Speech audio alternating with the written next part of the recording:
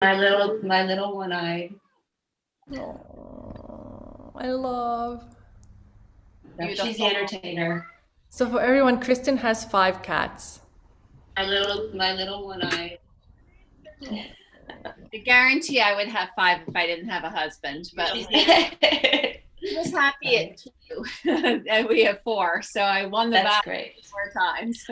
Absolutely. Yeah, Okay, we are also live streaming on YouTube, just so you know. I just enabled that, so this will be live on YouTube for everyone to watch afterwards. We still have a couple more minutes before we start this for real. I don't want to start earlier because some people, have jobs and they will be tuning in the next few minutes. But if you wanted to talk about your cats or show your cats, I know everyone will love that. And we can kind of start with brief introductions, Kristen. And I'm going to leave because Kristen is the host for today. And very excited to be a part of this. Thank you so much. All right, there we go. We have a new co-host. Okay. All right, and who is this that we have? This is West. West, what a cutie. I love the white paws. He's not looking right now because I have a kitten underneath me who's scratching around. But normally West he always looks surprised. But I bet. He has beautiful eyes. He is he's my hugger. He asks to be. He climbs up and puts his arms around my neck and just says, "Okay, Mama, hug me now." You gotta love that. Oh, it's so special. Yes. All right, everybody that's joining, we are just going to wait a few more minutes to let people come in, and then we'll get started. Thanks for all being here today. What are you doing? What are you doing? Being so good. Yeah. We had some little bottle babies, and I was like, "Oh, I'm going to get to hold like an itty bitty on this webinar." But they went home. Well, that's good though. That's great. Yeah, that is good. They have a home. Definitely. I this new one that we have, he came to me at 5 weeks, I guess, and I haven't had one that young. West came to us at 3 months, and he's climbing up my chair right now. He was still not eating 100% on his own. He was doing what they call meat nursing. So he was a bit. Yeah. Yes. He looks rotten. He looks as cute as pie. Right. Naughty. Yeah. He's as cute as can be, and he's the devil. Oh yes, always. Yeah, 3. I bet. Yeah, 3 of mine were bottle babies. They're now 10, but there's that special bond when you bottle feed them. Definitely. Okay. You can step on the keyboard, and you cannot eat the cord. No, see, this is the problem. Okay, you need to go play with the toy now. Here you go. Go on, go get it. There we go. Perfect. All right. We can, I guess we'll kind of get started gently with some introductions as people are slowly still joining. But first off, thank you for being here today. My name's Kristen. I am with Base Paws. And if you're not familiar with Base Paws, we're the creators behind the first direct-to-consumer DNA test for cats. So who here has done a DNA test? You can say hey in the comments. And the very exciting news, if you haven't heard, is we just released our second major project or product, which is another at-home test. It's a preventative dental test. And its intention is to inform you as cat parents if your cats are developing anything serious based on the state of their oral microbiome. So the main thing we're trying to do is provide you with tools to get ahead of things early before you see them. Because as we all know with dental health, by the time you see something, it's usually advanced. So if you haven't checked that out, check us out. It's very exciting. Okay, so today we have a very important discussion. Sometimes it can be a difficult discussion, and it's a topic that's hard to talk about. But we are here to, support you and give you all the tools to really be prepared or even support others in your life, whether it's friends or family, around cancer. And we'll cover everything from the emotional to the medical aspects of handling it, managing it, fighting with it, and living with it. and really how you can support each other during these times. So we've got two very with us today. We have Sally Williams, who's the founder of the Brodie Fund. It's an organization that offers financial assistance for treating pets with cancer. And we have Dr. Brooke Fowler, who's a board certified veterinary oncologist, and she practices at Aspen Meadows Veterinary Specialists in Boulder. So I'll let both of them give a little bit more in-depth kind of intro about themselves, but just a couple housekeeping notes before we start. So this discussion is more for education and learning. We're not able to give any specific individual medical advice, but hopefully you'll gain a lot from this and you'll be able to apply it to having deeper discussions with your veterinary team. And then as far as the questions, we've got quite a few that have been pre-submitted, but please do submit your questions and we'll try to get through as many as we can. And I ask if you could submit them in the Q&A button at the bottom. So not the chat, but the Q&A button. So Sally, why don't you go ahead and give maybe a 30-second minute or so intro more on yourself. 30-second, not minute. Yes. So my name is Sally Williams, and I am the founding director of the Brodie Fund. And the Brodie Fund offers financial assistance to families that have companion animals diagnosed with cancer. We've been doing this for 5 years now. We actually have our anniversary, our 5-year anniversary next month. And at this point now, as of today, we just approved another grant. So I believe now we're at 65 grants and closer to like $170,000 in grants given to help families. I also am a cat mom. I studied to become a cat behaviorist, and I've had 3 cats with cancer. One, Brodie, who we named the fund after, my Finnegan, and then my Marlin. So I have a lot of experience in going through this journey with other people, but having been on it myself, I feel like I have a lot of knowledge that I can share. That's great. Thanks, Sally. Welcome. Thank you. Okay, Dr. Brooke Fowler, you're up. Well, I am a veterinary oncologist. I've been doing this for about 7 years now. I have a master's in immunology and some pretty extensive work in some lab work with genetics, kind of trying to integrate genetics and all these new up and coming gene tests that are on their way out there into the clinics. I'm very excited about, I think this is the way of the future, 100%. This is what human medicine is already doing. And of course, we're always kind of on the tails of human medicine. But yeah, this is an exciting time to get to be in oncology, human or veterinary. That's it. Awesome. Cool. All right. Very good. Very good.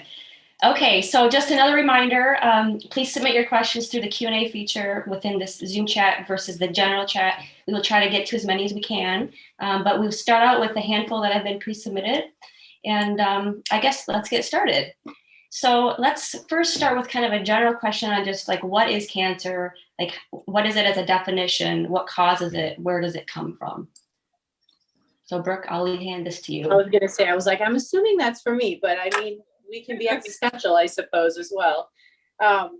So essentially the definition of cancer is unregulated cell division on the most boring point of view. So you have a cell, and normally in your body, your cells are being turned on and turned off all the time. You go and you cut your hand, there's a cut, and then cells grow, but you don't grow a third hand. So at some point, things turn off. And so essentially the literal definition of cancer is cells that are just not being turned off. And often that has to do with a defect in genes, cell regulatory genes, things like that.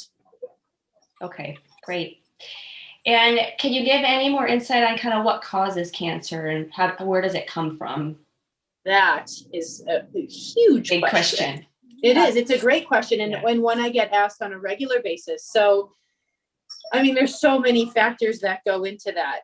I'd say the bottom, there is a lot of genetic composition there. And there's a bit of a misnomer about that. So people will always ask me like, oh, is this genetic? Should we not breed our cat? Should we not breed this dog? Is this genetic? And there are some heritable genetic known traits, more in dogs than cats, but absolutely. I mean, for example, we know Maine Coons get cardiomyopathies, right? Like we know that there's a heritable condition along with the breed.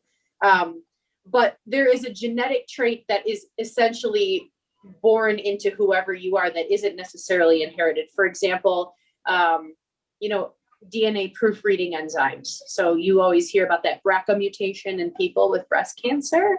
And that's essentially an enzyme that is not appropriately proofreading your DNA so that when there is damage, and we go through all sorts of things that cause damage to our DNA. You go outside and you get a sunburn, right? That is damage to your DNA. Then what happens is all these cells come in, they're like, whoa, something's broken here. We need to get rid of you. And that's why you peel after your sunburn. And essentially, if you are born without the genetics of these enzymes, then your body doesn't get rid of these cells and that they get made permanent and they become cancer.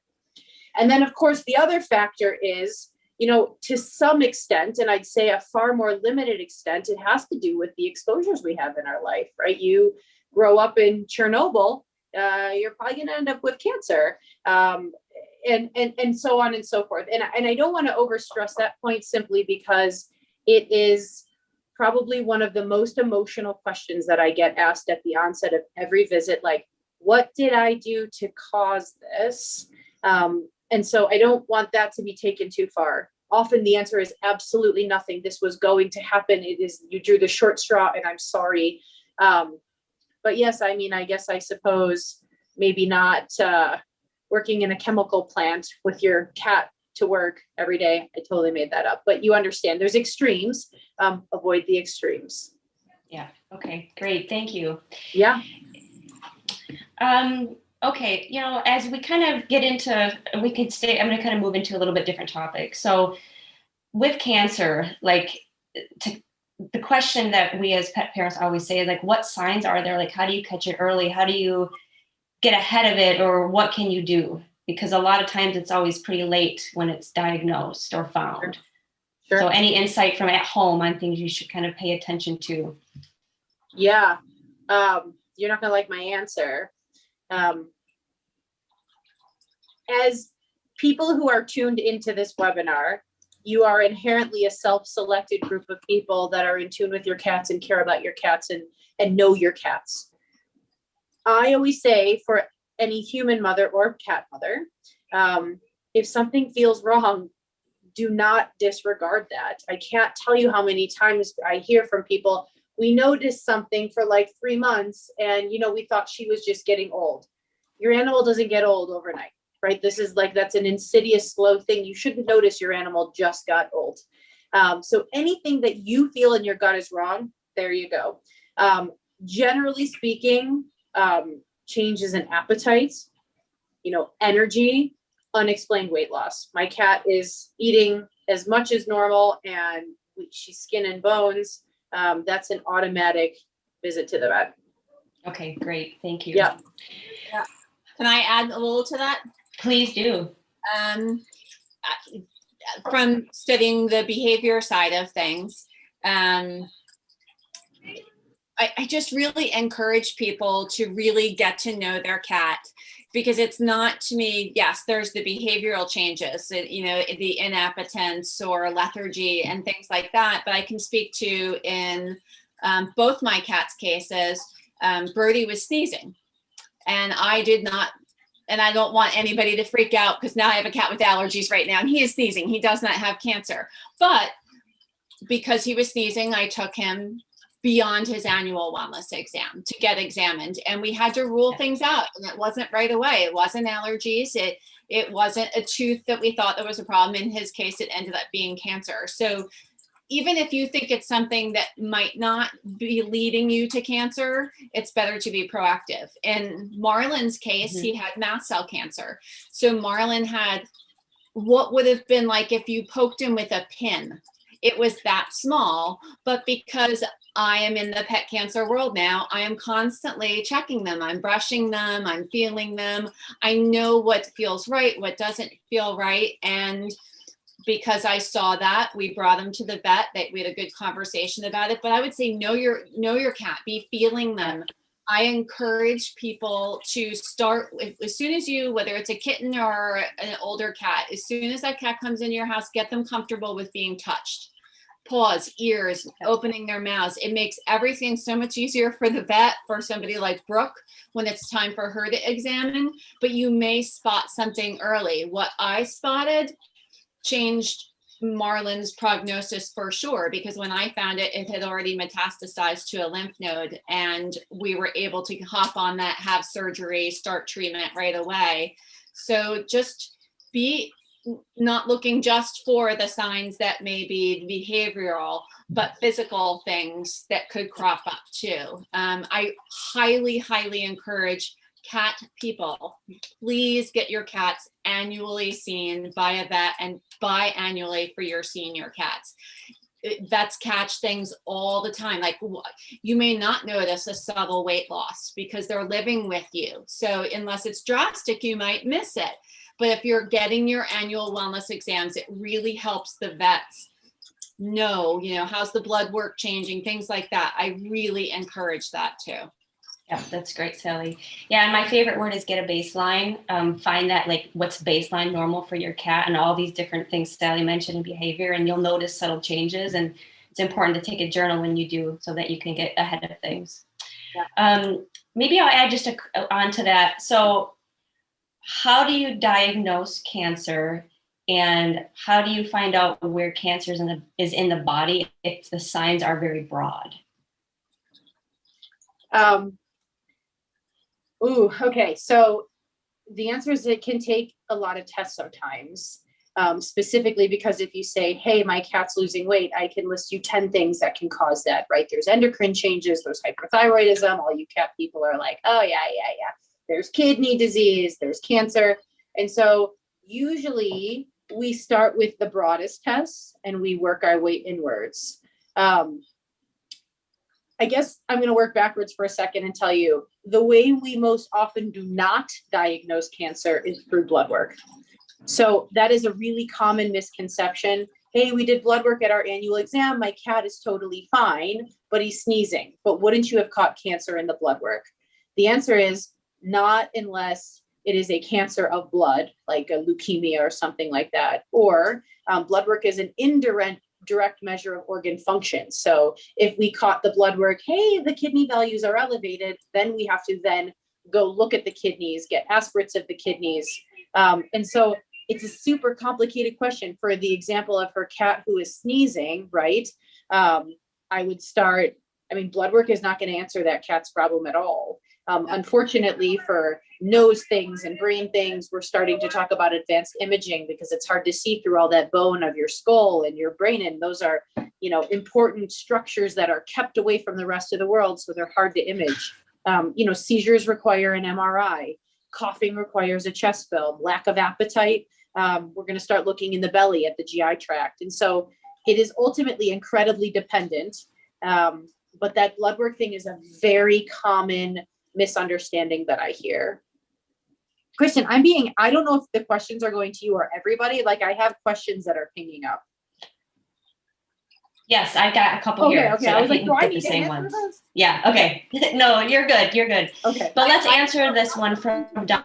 Categories in both cases was not blood work. So all three of my cats that had cancer, blood work was not the way to diagnose. Mm-hmm. It almost never is. Yeah. Nope. Okay, so we have a question from Donna. Her question is, do you find cancer in younger cats, not just older cats? Most often, no. So you're an older cat and you're not eating, I'm putting cancer pretty high up on the list. You're a younger cat and you're not eating, I'm putting foreign body higher on the list. So no. And to further answer that question, that's not to say it doesn't happen. You should not be getting cancer as a young cat. If you are a young cat with a cancer, that is often not a great thing. Cancer should happen in older pets.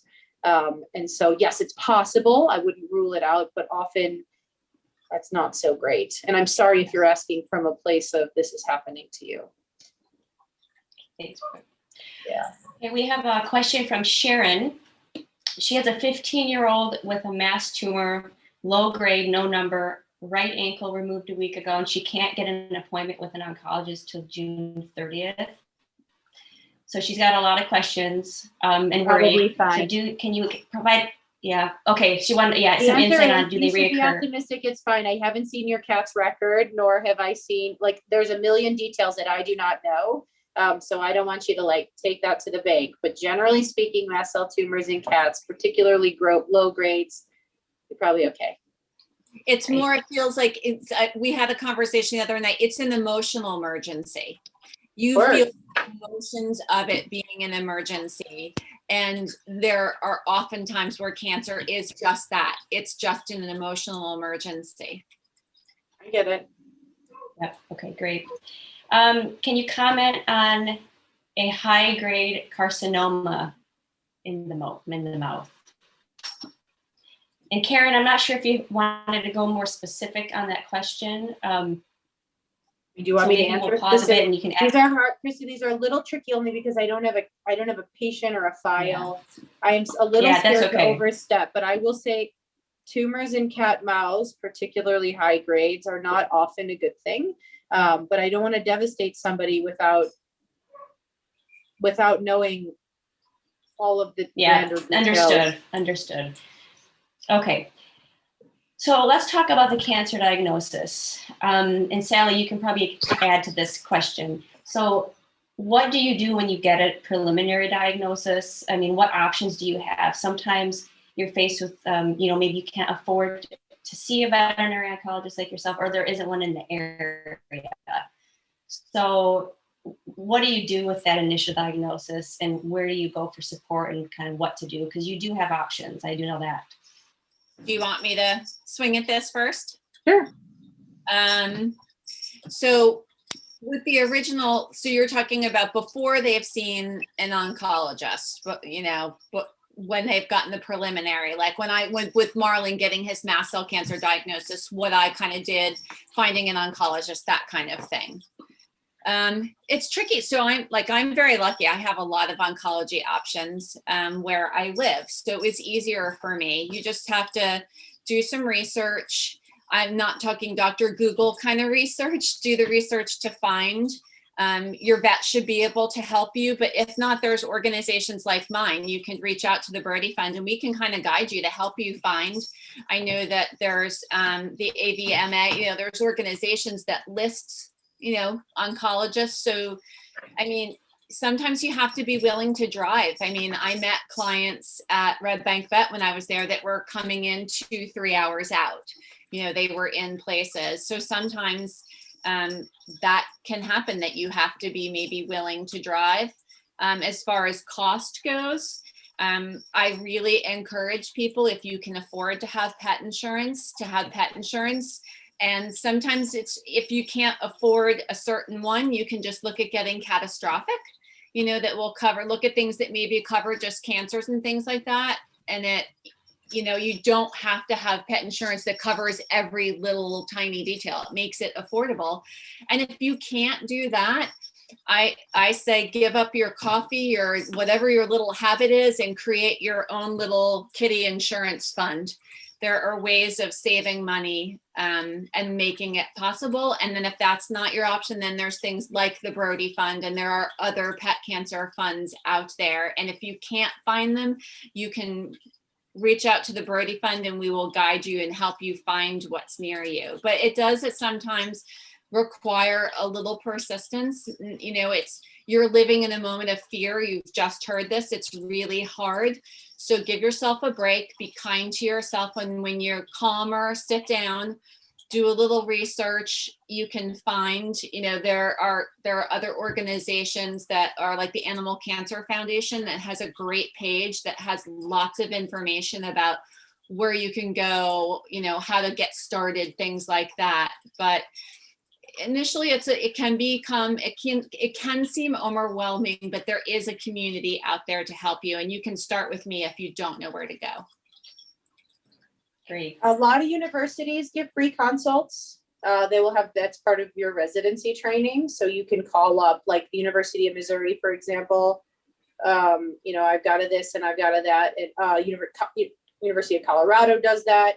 I know that I talk to the vets who refer to me on a regular basis. I talk to them all the time. Hey, I've got this client and I've got this pet, and I want to give them some preliminary information and let them decide if, the extra trip and whatever is worth it. So have your vet reach out to an oncologist, and they should get on the phone with them and go through details, and then they can be relayed back, right? It's not a full consult, but you should get a lot of good information out of that.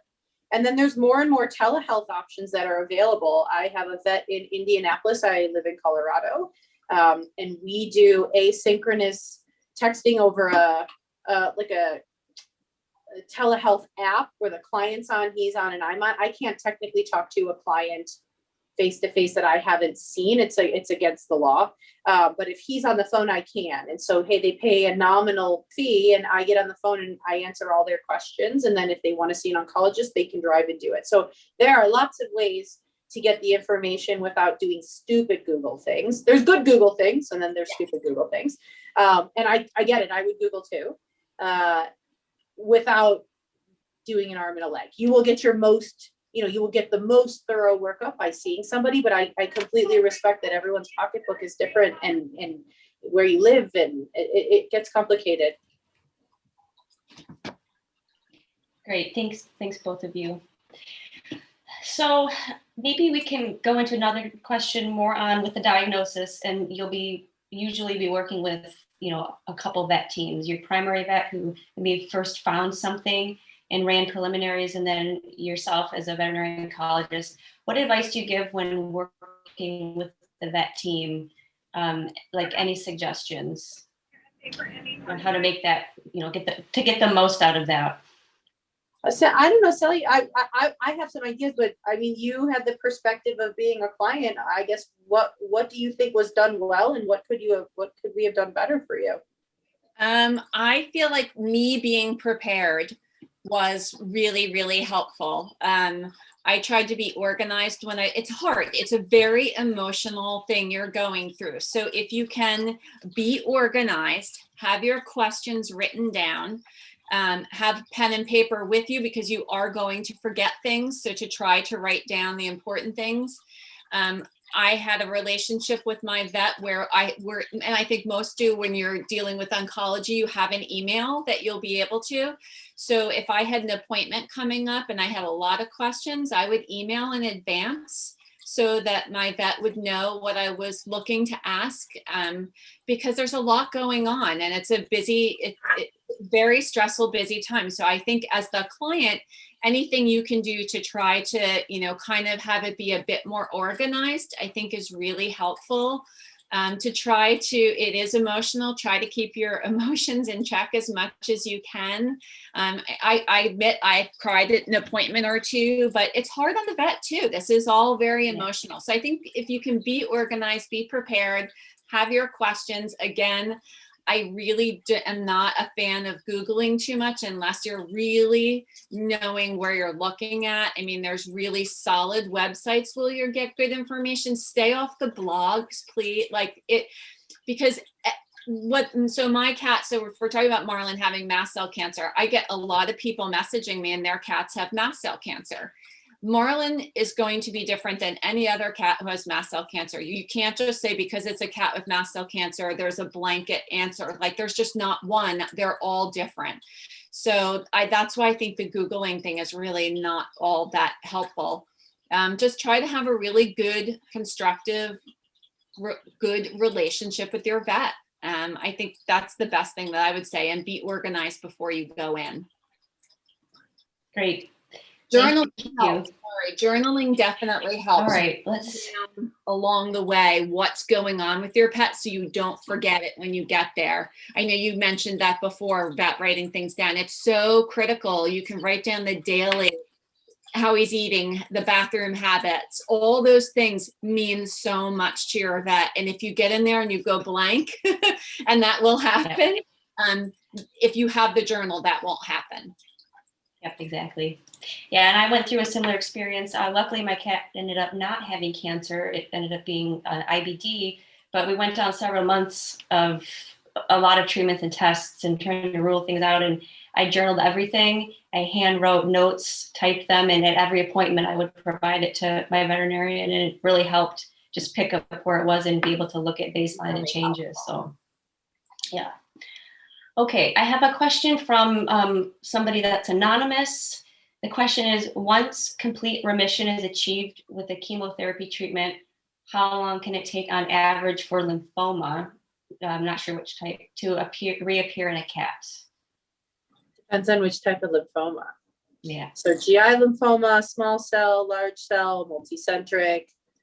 I'm gonna, for this person's sake, I'm gonna guess you're talking about large cell lymphoma. If it's anything other than that, my answer does not qualify here. It usually appears a couple months after you stop the chemo. Now, if it's anything other than that, that does not count whatsoever. Great. Okay, let's see here. So this question, I'm not sure if we can answer this, but Holly's question is, can, ingredients in cat food cause cancer? There's obviously information discussing coloring, carrageenan, just is increasing the risk of stomach inflammation that can lead to GI lymphoma. So is anybody comfortable commenting on that? We don't know. Yeah. We did a lecture with Dr. Martha Klein, who is a veterinary nutritionist, and she's in practice, she publishes, she knows more than probably most out there. And I think the best answer is that feed your cat the best food you can. And don't obsess about thinking that, what I'm feeding my cat is giving my cat cancer. The quality of the food has improved through the years. We have far more options than we ever had.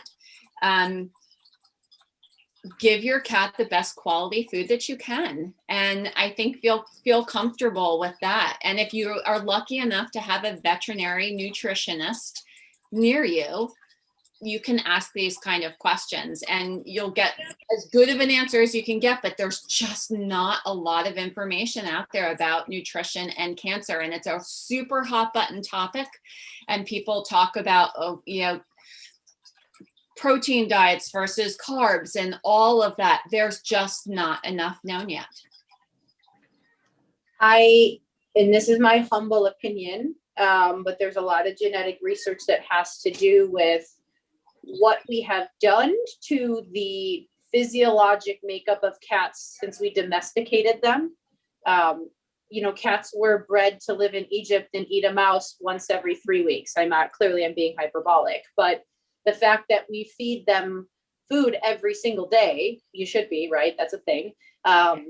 It changed completely the way that they digest. And so we think things like diabetes and IBD and GI lymphoma and some of the more common things we see in cats may ultimately have to do with the fact that you have a cat and it lives in your house and this is how we deal with it. And I say this not to make you feel bad for being part of the domestication process. I say that to release you from the stress of it's probably out of your control. And maybe in 20 years, we will figure this out. There's just so many variables that go into diet. It's really hard to tease out one thing from the other.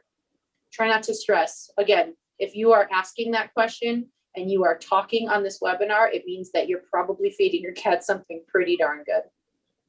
Right. Yeah. I mean, I think there's other things that are probably I feed and people think, not everybody can do this, but I think we can do more than feeding. If you're putting food down twice a day, I'm not so sure that's the best way to feed a cat. I feed my cats multiple times, smaller meals throughout the day. They're happier, they're healthier. I also keep my cats very active. I play a lot. I think those are kinds of things that we can talk about that can make a difference. I'm not sure if they make a huge difference in cancer necessarily, but general health is going to help with cancer, especially if down the road you get the diagnosis, you're better off not having an obese cat or having a cat with diabetes or these things. So a healthy diet can just be healthier overall. But I'm totally with Brooke that we kind of have to let go. And I really am not a fan of the shaming people for feeding their cat fancy feast if that's what they can feed their cat. I think you do the best you can, and you give your cat the best environment, loving enrichment that you can. I will say this, I have a lot of people trying to change their cats' diets the minute they get cancer because they want to feed them something that will support their body. We run into a lot of troubles with that. If your cat likes and supports the diet, and we add a whole bunch of medicine in and a whole bunch of diet changes in, and something doesn't go well, there's diarrhea, there's vomiting, there's loss of appetite, it is really hard for me to figure out which of those things is the problem. And so what I say is, at least at the very beginning, especially if your cat's eating, stay the course. The second thing I say about diet is that at the end of the day, there's a lot of times that vet will look at you and say to your 25-year-old cat that, barely chews one kibble every day, hey, you need to go on a kidney diet. And people struggle and struggle and struggle. Everything is relevant and relative depending on the situation. So if I have a cat that won't eat, I don't actually care what you're feeding your cat as long as your cat's eating. I mean, no stupid things, no antifreeze, no lilies, don't feed dumb things. But short of that, if your cat's getting cat food and happy and gaining weight, I'm pretty damn happy. So, keep this is a hot topic, and just keep this contextually relevant to the situation that you're in. Eating is better than not, period. Yeah, I can speak to that at Brodie. When he was dealing with his nasal tumor, he lost his sense of smell. And I was doing everything I could. But I really feel like there was no point in changing his food. All the best advice, like try tuna, try this, try that. I was like, none of that is going to help. He can't smell his food. When he started to smell, you know what we did? We put his same food back down in front of him, and that's what he wanted. And Marlin, we didn't change his diet. Mm-hmm. And I agree. I wanted to know if he had diarrhea, then I knew that there was something else going on. He was always eating the same food. So the food did not change. So I could say it's not the food. Yeah. Okay, great. Thanks, guys. Can you comment on the top cancers for cats and how common are they? Maybe like the top 3 you see. Top 3 I see. Or however you can answer that. Yeah. No. Oral tumors are fairly common in cats. Squamous cell carcinomas are what the person who asked me a high-grade carcinoma in the mouth. That's probably one of the most common cancers. And my apologies, they often come with very, very crummy prognoses.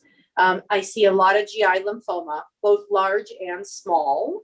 There is a distinction. The prognosis is very different and the treatment's very different. And I would say, then we start getting into the more obscure things.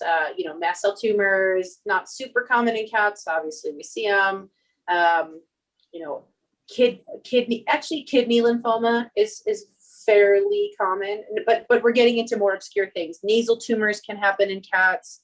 I'd say those are probably the most common tumors from there. Yeah. Okay. Thank you. Yeah. And how about kind of that line between lymphoma versus IBD? And I went through it myself, but what can you advise with that path? Or how do you treat it? Yeah, how do you diagnose it? How do you treat it? How do you know if how do you rule it out when obviously the cat's doing really well all of a sudden and it's obviously probably leaning for IBD?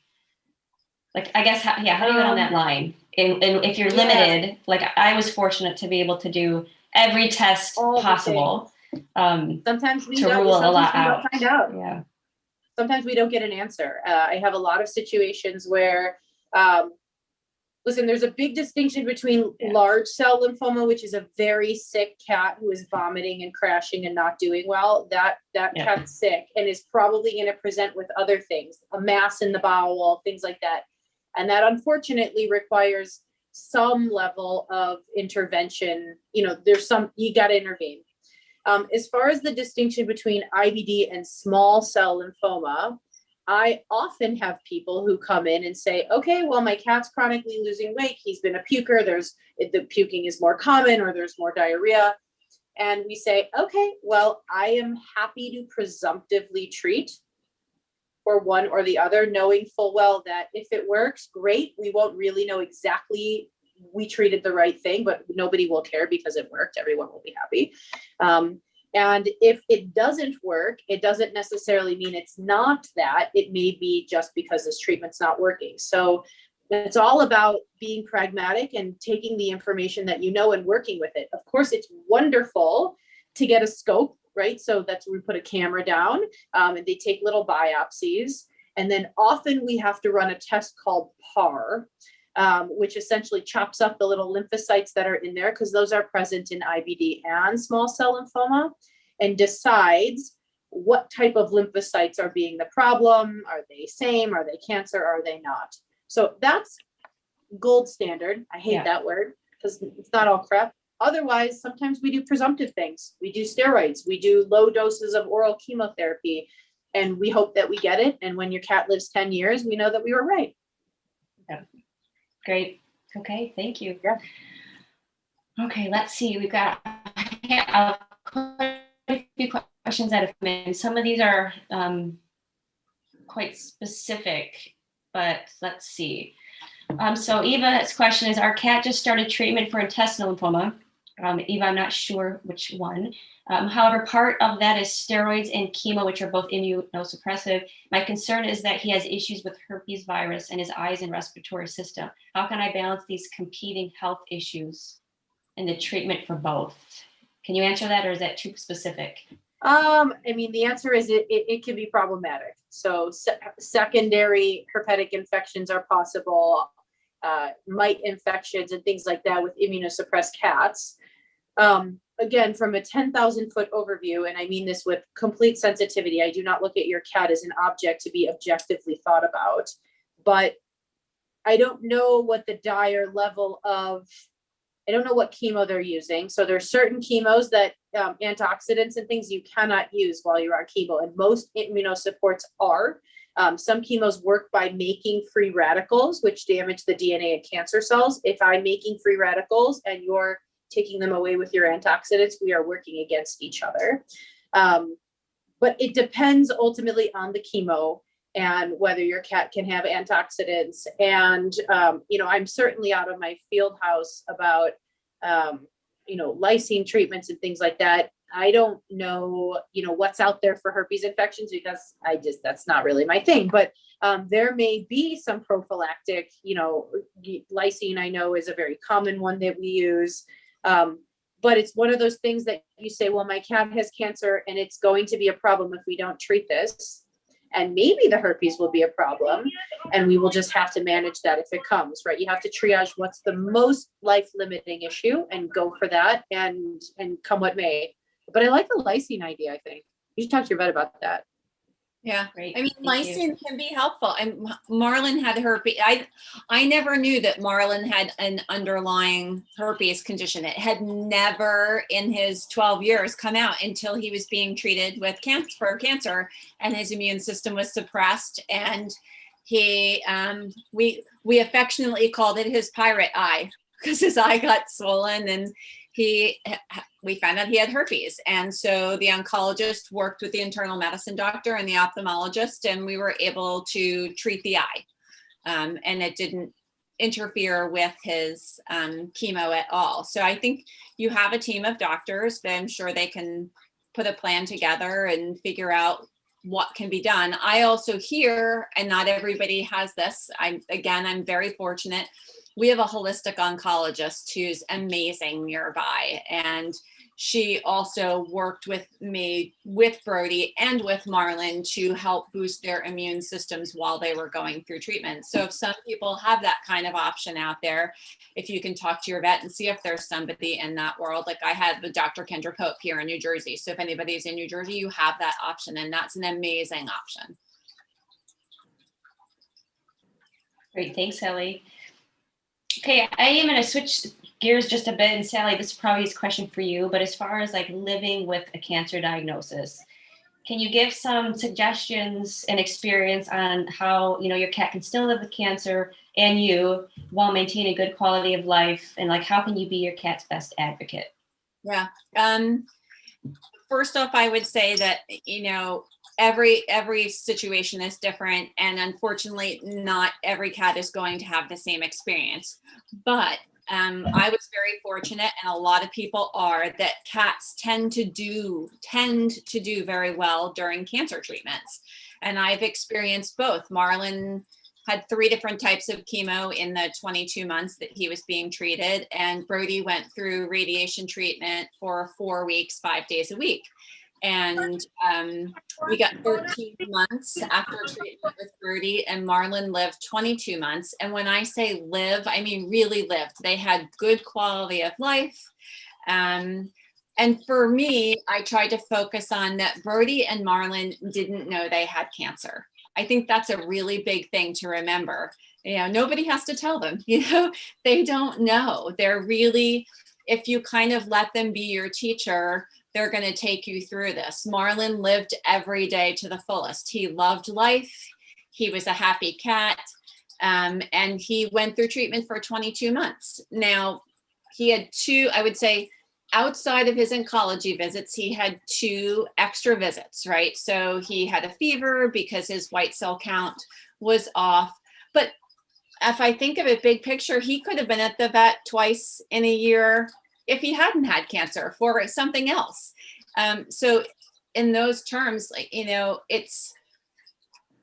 I was afraid in the beginning, and then I just decided I wanted to let go of the fear and not think about the cancer all the time, because he wasn't. And so I tried to keep our routine pretty much the same. Maybe he was spoiled just a tiny bit more.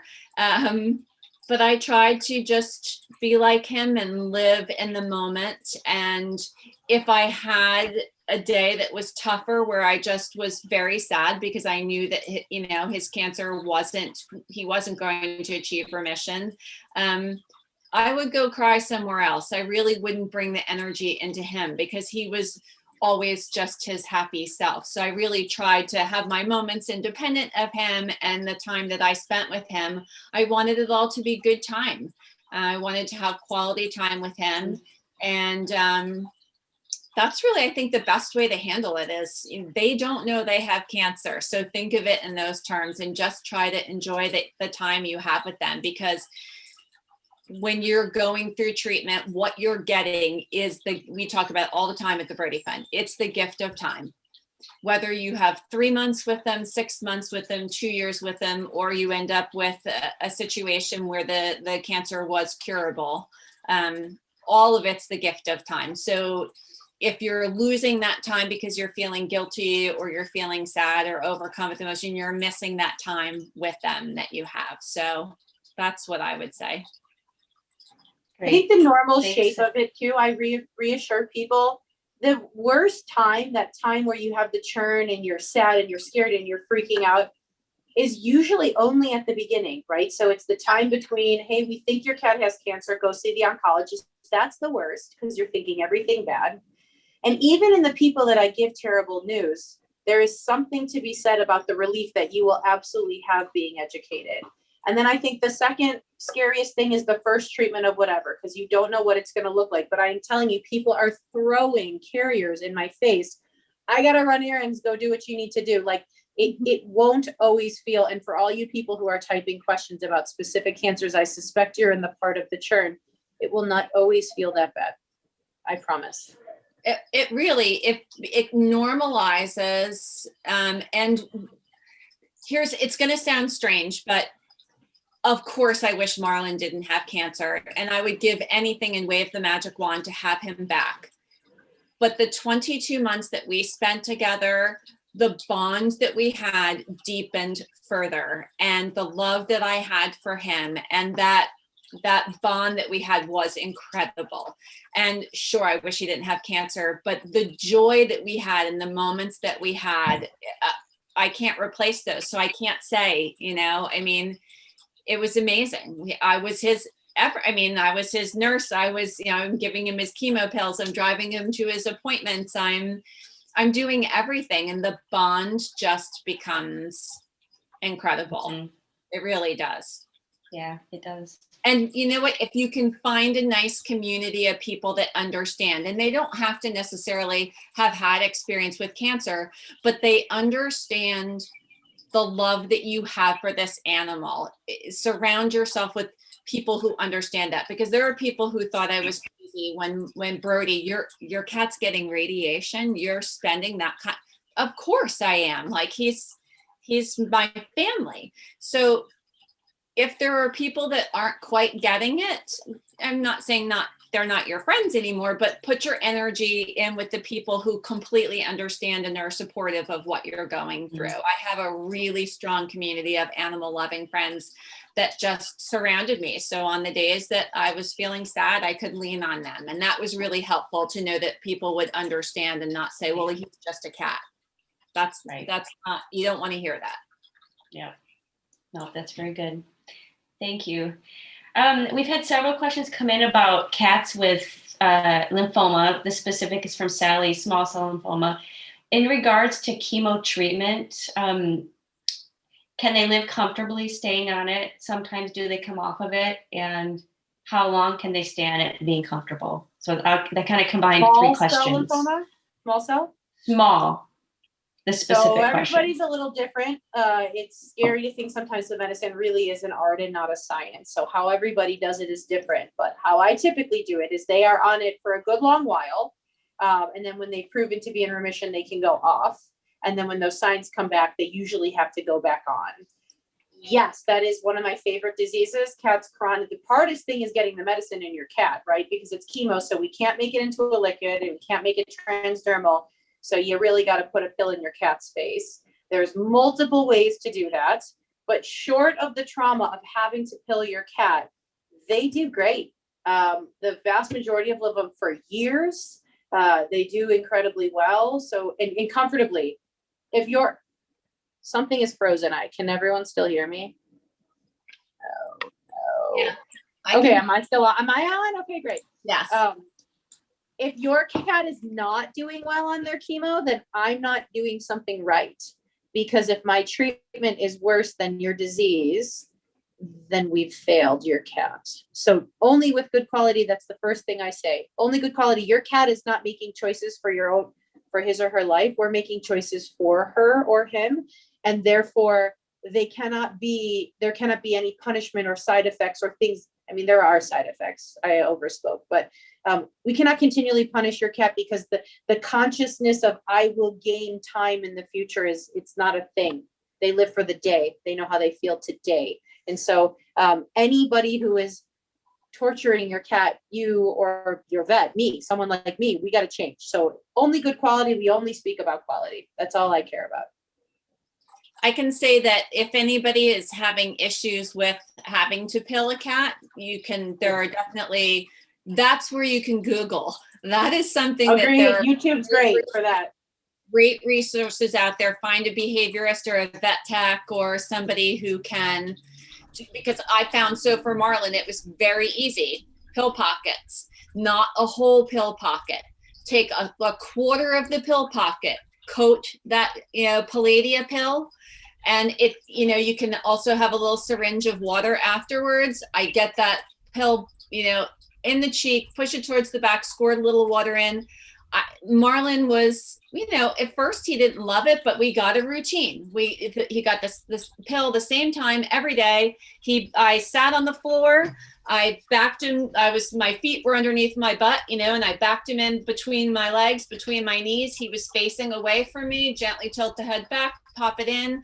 There are pill plungers, little poppers. There are lots of options. Target, not the company Target, but the brand Target pill shooter. That's the one we use in our hospital. It's quite good. I mean, there are ways that it can be made easier so that because you can feel that's overwhelming. You're the person now giving your cat chemo, so it's got a lot that kind of gets attached to that, but you can make it. We made it a time where we actually bonded a little bit. That was our bonding time. We sat down on the floor. He got lots of pets. He got brushed. We made it less stressful. So if you can make that less stressful, Yeah, I mean, Marlon did really, really well on Palladia, really well on Palladia. I mean, it was so much easier for him because he didn't have to go to the vet all the time and get IV chemo and stuff. So Palladia was a godsend. I just popped in as base pause because I know Kristen is having trouble connecting, but she's back. And Sorry, while she's everybody. connecting, I know we have a couple of questions from YouTube, and one is from Sally, who's asking about early onset arthritis, if it comes with an increased cancer risk. And if yes, what should I watch out for aside from the basic back leg discomfort? Not that I know of. I mean, First of all, I love that we have 3 Sallys. We've had 3 here tonight. Could be, yeah. So no increased cancer risk. I don't know of those things being connected now. And Kristen, do you want to take over? How's your connection? It's a little bit unstable, but you know, I seem to have lost all the questions in the Q&A here. Okay, so we have plenty, way too many to answer in the 9 minutes we're supposed to have left. Mary Lee, I'm sorry if I mispronounced your name, is asking, what are your thoughts on natural alternatives to help support the immune system? I know this is a question that can be controversial sometimes, but whatever insight or information you have, anything, based on science, because we are a science company. I mean, my answer to people usually is why not, right? And as you said, there is very little science in nutraceuticals. I mean, I can name 3 off the top of my head that I can talk about any herbs that have had actual studies associated with them. I would always run them by your vets. I'm often saying, I don't know. But every once in a while, something comes up and I go, oh, I do know, and absolutely not. As far as, CBD and all these things, we just don't know yet. And there is that fine line, I would argue, between too many pills, right? Like that's a form of torture unto itself. But also feeling autonomy in your own cat's care, right? Like I'm doing something, I have control over something. And so hopefully you find a really nice vet that is willing to strike that compromise with you guys. That was a lame answer, but that's all I got. You know what? I in both the cases where I had long-term treatment, so with both Brodie and Marlon, I used a holistic oncologist who worked with my veterinary oncologist. And so in Brodie's case, something called Yunin Biao was very helpful because he had nosebleeds, and we gave that to him. No more nosebleeds. He was also, because radiation made him tired, we pursued acupuncture. And so that did not work for Marlon. Marlon did not enjoy acupuncture, so we didn't pursue it. Brodie loved acupuncture, loved his appointments. They came to the house and he slept through them. And then the next day, his energy level was fantastic. So, I mean, Marlon, we tried some different Chinese herbs with him.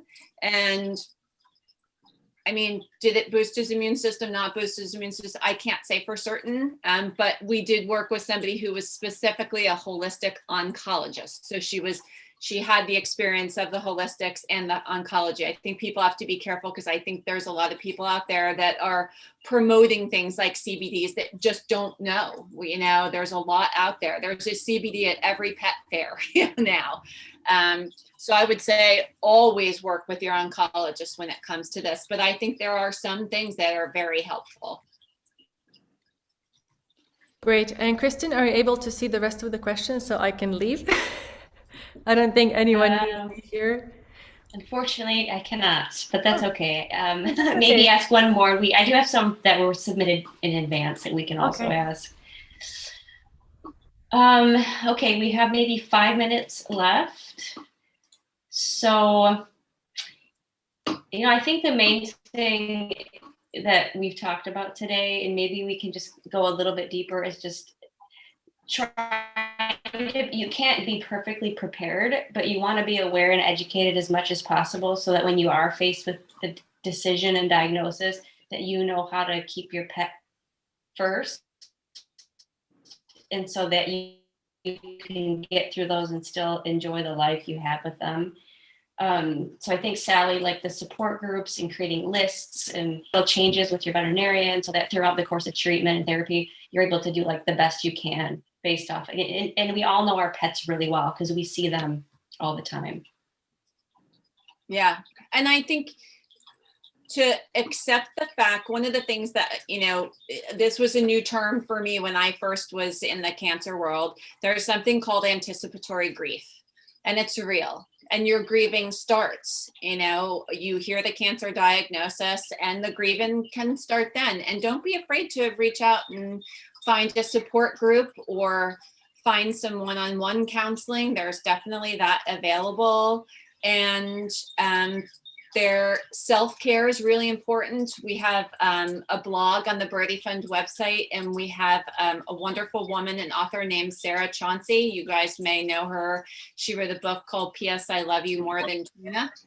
And she is really an expert on these type of things. And the blog that she wrote for us is about self-care, because we do such an amazing job caring for our animals that sometimes we forget to take care of ourselves when we're going through this. And so there are some wonderful tips on there. You can go to her website too, P.S. I Love You More Than Tuna, and read about anticipatory grief. It's an uncomfortable thing to talk about, but it's real. And I have a friend who said it changed her world reading some of the things to create rituals with your pet and the things that you can do. And and we talked about this a bit, they're always going to leave us too soon. Cancer, not cancer. Our pets, if they have the normal progression of life, we're going to outlive them, right? So they're always going to leave us too soon.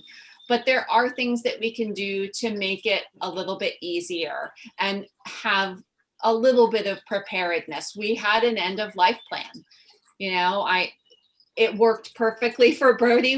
We were planned and prepared, and we said goodbye at home. It didn't exactly happen that way with Marlin, but I still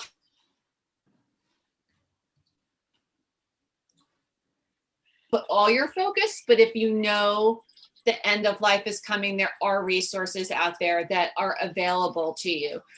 Before that, I think do everything you can to make every day as joyful as possible with your pet. You don't want to look back and think that you missed out on anything because you were so stuck in the diagnosis. I totally agree with Brooke that in the beginning, it's really the hardest, and then it kind of normalizes. And maybe when you're having the rechecks, I know I was nervous, like to find out, is everything good? Did the cancer spread? Is he still doing okay? So there were some butterflies in between, and that's perfectly normal.